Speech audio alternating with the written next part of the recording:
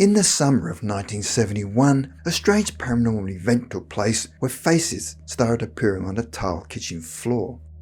All the strange events happened to a family who lived in the small mountain village Bélmez de la Moraleda, or simply Belmez, in Andalusia, southern Spain. Their names were Maria Gomez Pereira, her husband Juan, and their son Miguel. It all began when Maria noticed a dark stain on her kitchen floor, but was confused because she did not remember spilling any liquid, so there was absolutely no reason for the stain to be there. To make matters even more bewildering, the dark stain appeared to form in front of her eyes. However, Maria did not think too deeply about the matter and grabbed a bucket and brush and scrubbed the floor clean. But that turned out to be just the beginning, as Maria would soon find out over the following week when the mysterious stain formed to the image of a face. But as Maria attempted to scrub the surface clean, no matter how hard she scrubbed, the face would not go away. Maria and her family had now become distressed as they could not rid the kitchen floor of the creepy face. Miguel decided to take drastic action and demolish the floor with an axe, thus ridding them of the face. After cleaning the debris, they set about laying a new concrete floor, which initially worked. But after 1 week, a new face appeared that was even clearer than the previous face. The Pereira family were now at a total loss at what to do next, as every effort to rid them of the face on the floor failed, and so one demolished yet another floor in order to rid them of the image. Word had now spread about the family's haunting ordeal, where the mayor of Belmez was now forced to intervene. He had the floor removed and the face analysed, but experts could find no reason for the apparition.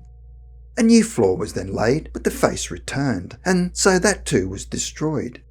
They were now caught in a perpetual loop, with no solution at hand. They were now finding that with every replacement, they appeared to make matters even worse, when more than one face was now staring back at them. In December of 1971, the faces faded, only to be replaced by new ones. Soon the whole floor was covered with many faces, where interest in the family drama grew to such an extent that police had to be brought in to control the crowds that had amassed at their house. In April 1972, a Professor de Argumosa from Madrid visited the family and did some research on their house and its surroundings. He claimed to have unearthed historic documents from the 17th century from the University of Salamanca, where a governor of Granada who had been born in Belmez had taken the lives of 5 family members close to where the Pereira house stood. But there was another theory, claiming that because their house had been built close to a nearby church, their house could have been built over an old cemetery. The theory was put to the test when the whole floor was completely excavated, and as they dug deeper, they found skeletons, but the skulls were all missing. The skeletons were duly buried in another cemetery, hoping that would enable them to find peace.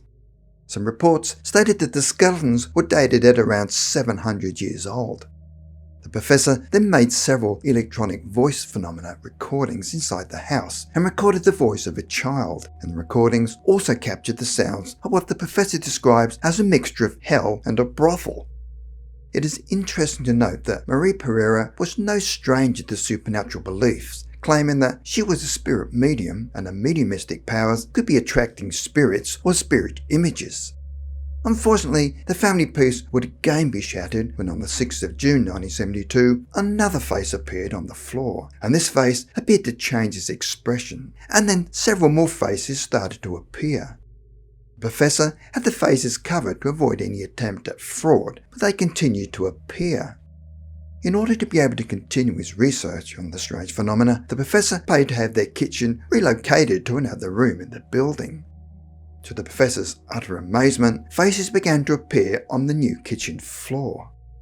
Almost 10 years later, in September 1981, a writer and paranormal investigator by the name of Jose Martinez Romero visited the house and made recordings.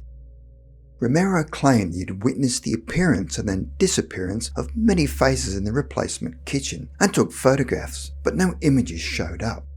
Romero then returned 7 years later in 1988 with another investigator by the name of Andrew Carr Mackenzie, who was a journalist and parapsychologist. Mackenzie himself noted that the faces were not only still there, but had somehow changed, as they were now darker and less defined than previously. Romero was aware that Maria had psychic abilities and wondered whether there was a link between Maria's state of mind and the faces, because when she was feeling unwell, the images would go faint in colour. Romero theorised that when Maria dies, the faces would permanently disappear. Other investigators surmised that Maria was the central influence and that she projected the images by means of psychokinesis, which is the action of mind on matter, where objects are caused to move or change as a result of mental concentration upon them. However, if Maria was doing this, she must have been doing it unconsciously because she was as confused as everyone else. Even up to the present day, paranormal investigators are still no closer to solving the phenomena of the faces appearing and disappearing. There have also been skeptical scientific approaches, such as chemical application, which could have been purchased by any drugstore, and the faces were formed by little other than chemical application. Yet over the years, many people claim to have seen faces appearing before their eyes. Maria passed away on February 3, 2004, yet the faces continue to appear on her kitchen floor. So if the faces were not the result of psychokinesis by Maria, where were they coming from? The home in Belmez became known worldwide as the House of Faces.